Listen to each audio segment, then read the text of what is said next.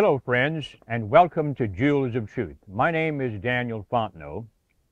Today, I would like to address the subject and the issue of the separation of church and state. Did America's founders believe in the separation of church and state? Why am I asking this today? This is a serious, very serious issue. Because a lot of, and I hate to use this word, but I don't know how else to put it. There's a lot of misinformation out there in regards to this subject. You know, most of the time, whenever that phrase misinformation is used, it's used by the people in this country who would like, they're among the liberals, okay, the news media, etc., okay, they'll accuse those who are actually speaking the truth of putting out misinformation, okay? But I submit to you today that there is misinformation about this subject even among the conservatives, all right? So, what does the First Amendment to the Constitution of the United States of America state? What does it say? Congress shall make no law respecting an establishment of religion or prohibiting the free exercise thereof, or abridging of speech, or of the press, or of the right of the people peaceably to assemble, and to petition the government for a redress of grievances. That is the First Amendment to the Constitution. Now, I'm going to read to you a letter that is very famous, Thomas Jefferson's letter to the Danbury Baptists. And this letter was written on January 1st, 1802. It's a very famous letter because there are some who want to promote the idea that the separation of church and state is not found in the Constitution. Those people who say that the principle of the separation of church and state is not found in the Constitution, they will try to pervert this letter. So I'm going to read to you. It's not a long letter. I'll read to you the entire letter. This is the final letter as sent.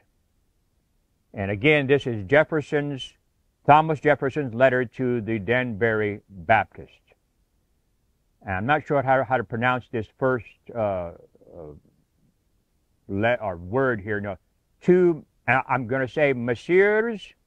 I don't know. It's Messers. Okay. He's addressing several gentlemen, Nehemiah Dodge, Ephraim Robbins, and Stephen S. Nelson, a committee of the Danbury Baptist Association in the state of Connecticut. Gentlemen, the affectionate sentiments of esteem and approbation which you are so good to express towards me on behalf of the Danbury Baptist Association give me the highest satisfaction. My duties dictate a faithful and zealous pursuit of the interests of my constituents, and in proportion as they were persuaded of my fidelity to those duties, the discharge of them becomes more and more pleasing. Believing with you that religion is a matter which lies solely between man and his God, that he owes account to none other for his faith and worship, that the legitimate powers of government reach actions only and not opinions, I contemplate with sovereign reverence that act of the whole American people which declared that their legislature should, quote, make no law respecting an establishment of religion or prohibiting the free exercise thereof. And this is the one, this next part of this sentence is the one that there is a lot of contention over. He ends this sentence with the words, thus building a wall of separation between church and state. Now, dear friends, how in the world can anyone take this sentence, as plain, clear as noonday sentence, and try to say, oh, well, Thomas Jefferson didn't mean that the First Amendment established a separation of church and state? How in the world can you do that? Thomas Jefferson here is interpreting the very Constitution that he took part in writing. He's interpreting the First Amendment again, which says Congress shall make no law respecting an establishment of religion or prohibiting the free exercise thereof. He is taking this and interpreting it, and he's saying, thus building a wall of separation between church and state. So you want to talk about misinformation out there? Yes, the left and the liberals and all those people, they're the ones that are putting out a lot of misinformation out there. But the conservatives, they are doing that also, especially with this First Amendment to the Constitution. Let's continue on. His letter continues, adhering to this expression of the supreme will of the nation in behalf of the rights of conscience, I shall see with sincere satisfaction the progress of these sentiments which tend to restore to man all his natural rights, convinced that he has no natural right in opposition to his social duties. I reciprocate your kind prayers for the protection and blessings of the common Father and Creator of man, and tender you for yourselves and your religious association assurances of my high respect and esteem. Signed, Thomas Jefferson, January 1st, 1802.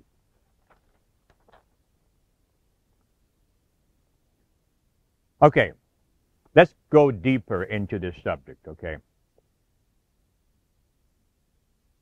There is here is a statement from Alonzo T. Jones in the American Sentinel, March 15th, 1894. He says, the government of the United States was established upon the principles of the total separation of the government from any church or religion, and specifically the Christian religion.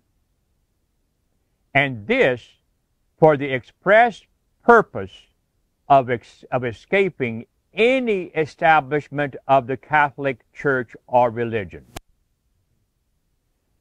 This is a truth that has been successfully, to a large extent, buried. Our founding fathers, one of the biggest reasons, if not the biggest reason, why they wrote the First Amendment into the Constitution is because they were well aware of the history of Catholicism. Catholicism in and of itself is a union of church and state, and because of that, they persecuted and slaughtered at least 100 million people over a period of 1250 years. Our founding fathers knew of this history, but the Protestants in this country since then have forgotten this. Let's continue. Jefferson and Madison, that's the presidents, President Jefferson and President Madison, and their fellow workers for civil and religious liberty declared that to judge for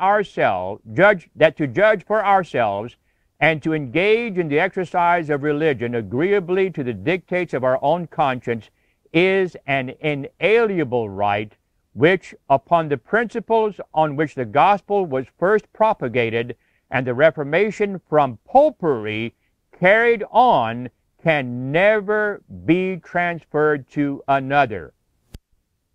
You want proof? In case there's someone out there who wants proof that our founding fathers, they wrote the First Amendment to the Constitution because of the Reformation from popery. Okay, this was a continued Reformation from popery. Okay, they wanted none of what popery did during the Dark Ages. They wanted to be free from popery. Again, let me read it again. To judge ourselves and to engage in the exercise of religion agreeably to the dictates of our own conscience is an inalienable right, which, upon the principles on which the gospel was first propagated and the Reformation from popery carried on, can never be transferred to another.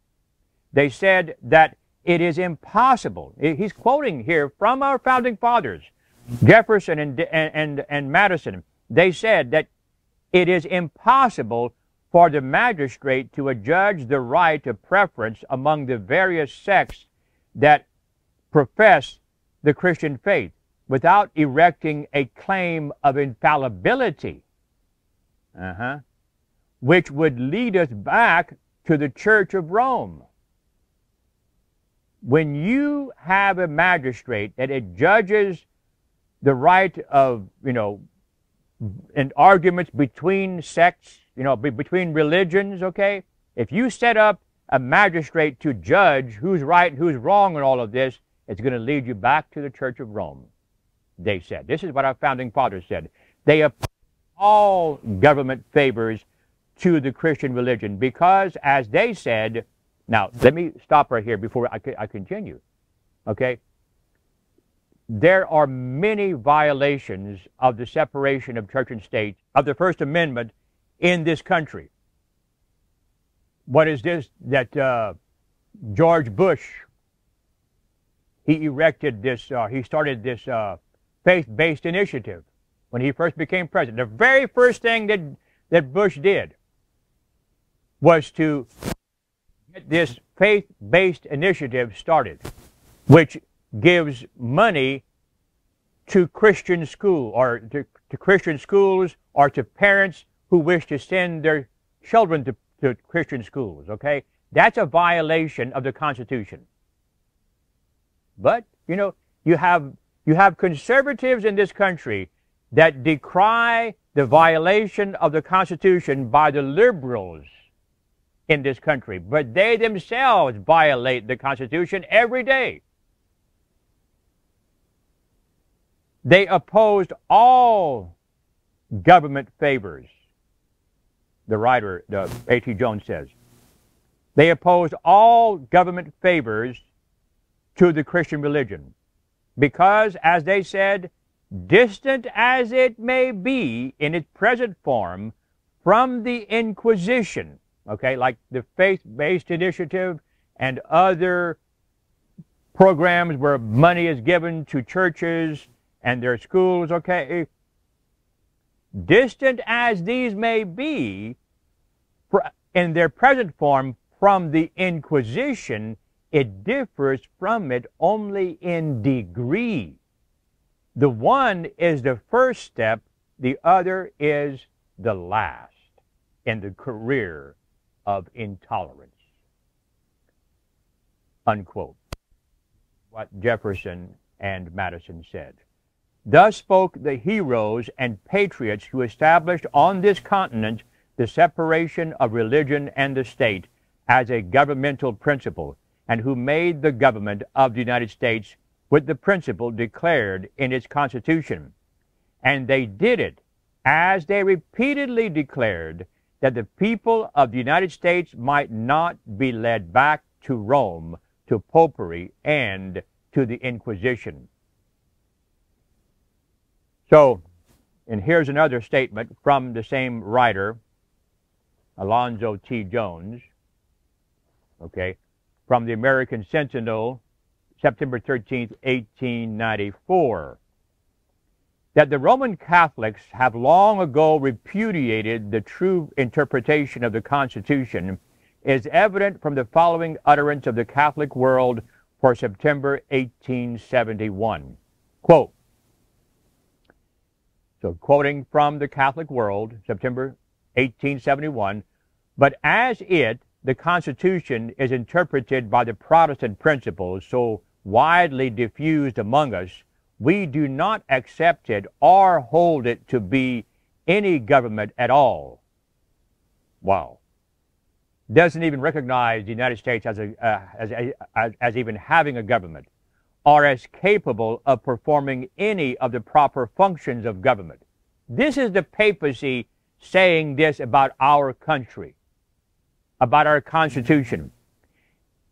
And if it continues to be interpreted by the revolutionary principle of Protestantism, it is sure to fall. This is what the papacy has said about our country.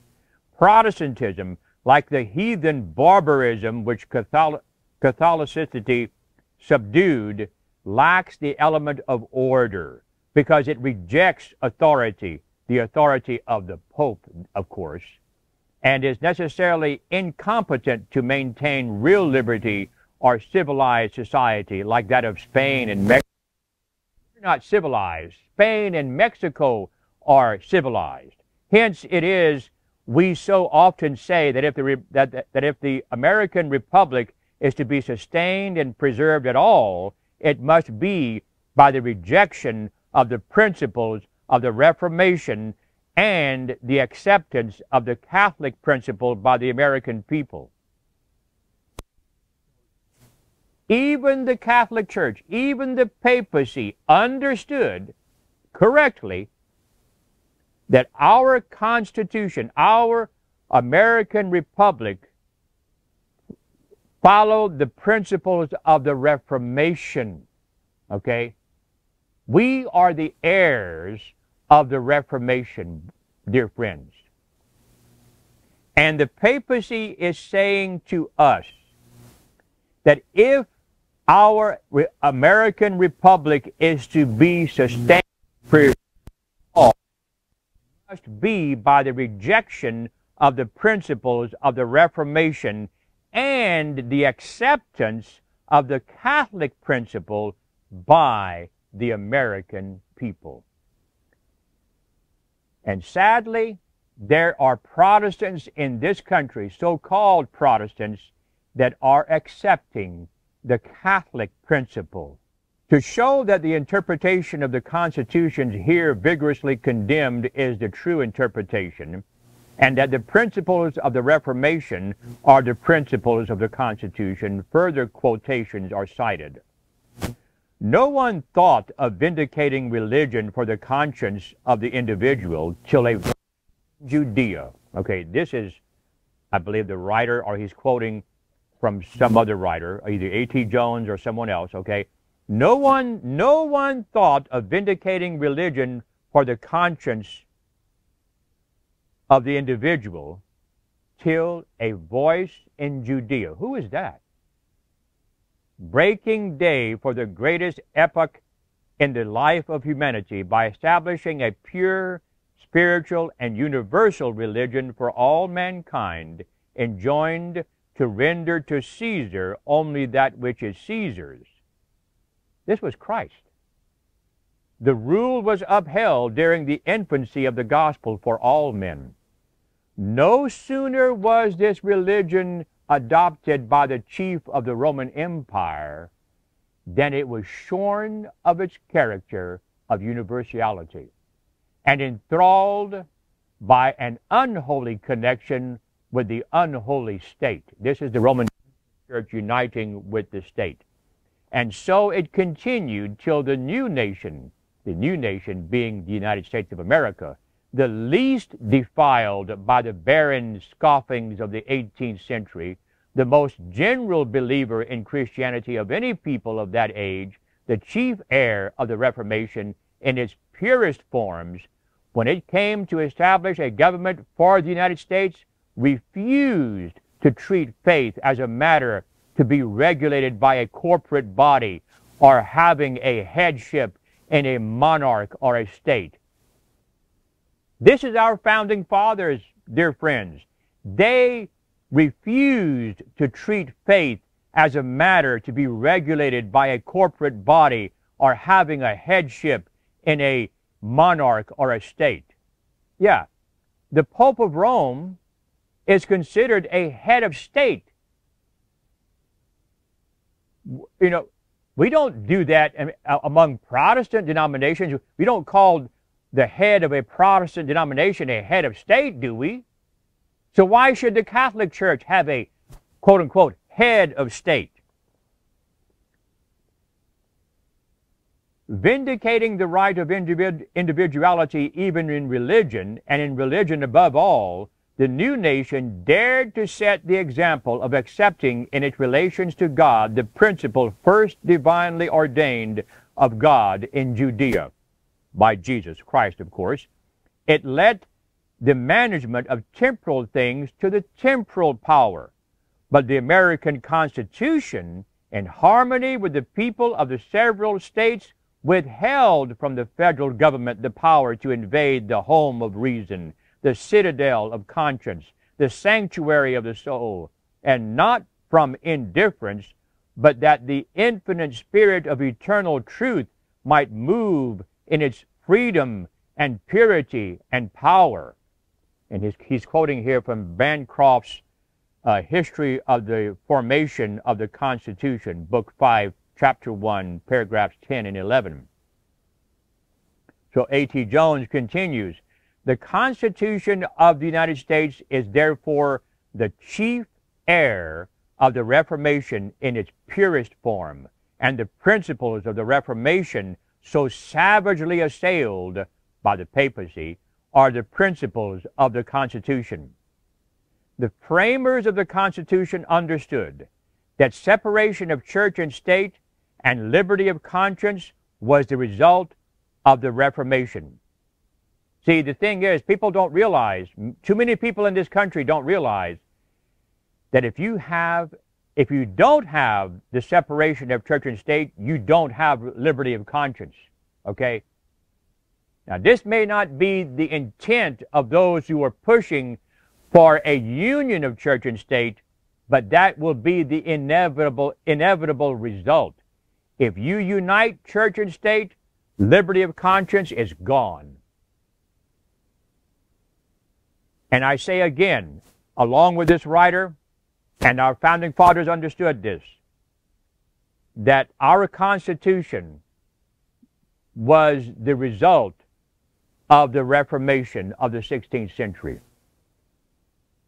Madison and Jefferson, the champions of a separation of church and state in the Constitutional Convention, which framed the Constitution, said in a petition signed and presented by them to the Virginia Assembly in a struggle which resulted in disestablishing the church in that colony, and from which struggle they came to the National Convention, quote, he's quoting here from Madison and Jefferson, we would also humbly represent that the only proper objects of civil government are the happiness and protection of men in the present state of existence, the security of the life, liberty, and property of the citizens, and to restrain the vicious and encourage the virtuous by wholesome laws, equally extending to every individual. Okay, that's the duty of the civil government. They said it perfectly.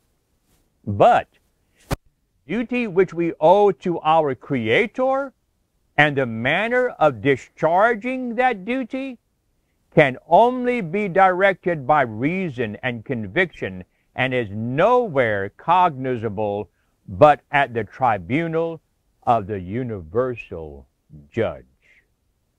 Okay? Liberty of conscience. And they continue.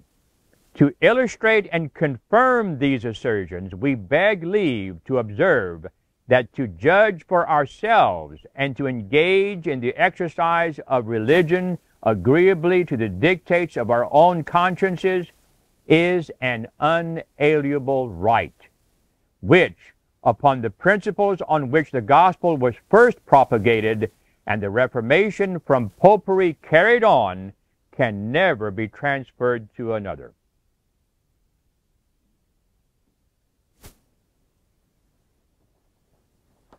When therefore the Roman, okay, now I think this is A.T. Jones continuing here. Yes, A.T. Jones continues. When therefore the Roman Catholic condemns that interpretation Constitution which recognizes the principles of the Reformation, he condemns the Constitution as interpreted by its framers. Think about that one. And therefore, the Roman Catholic condemns that interpretation of the Constitution which recognizes the principles of the Reformation. He condemns the Constitution as interpreted by its framers. Rome's interpretation of the Constitution of the United States is in harmony with the papal principle which curses the separation of church and state. Let me read that again. Rome's interpretation of the Constitution of the United States is in harmony with the papal principle which curses the separation of church and state, curses the denial of the church's right to use force, curses the claim that priests may be punished by civil courts for their crimes, curses the doctrine that, quote, it is no longer expedient that the Catholic religion should be held as the only religion of the state to the exclusion of all other modes of worship. See, the Catholic Church wants to be the only church, the only religion. It curses the claim that persons coming to reside therein in a Catholic country shall enjoy the public exercise of their own worship. In other words, if you want to be a Catholic, then, you can worship how you us alone. Curses the right of conscience as a most fatal pestilence. Yeah. Think about that, Americans. The papacy curses the rights of your conscience, and it calls it a most fatal pestilence, etc., etc., and yet tells its votaries to go forward in one hand bearing the book of Christian faith, the Bible, which doesn't mean the Christian Bible, means their own Bible, and in the other Constitution of the United States.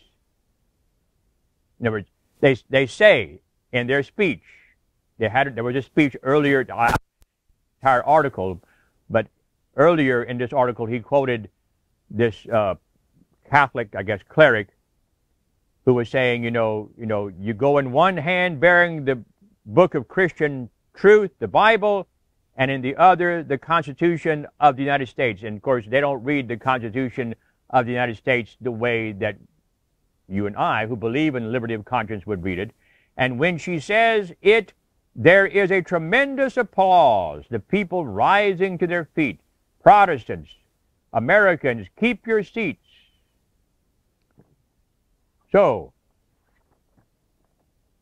I hope and I pray that those who have watched this presentation will consider these things. The Pope of Rome, dear friends, does not believe that you should have liberty of conscience.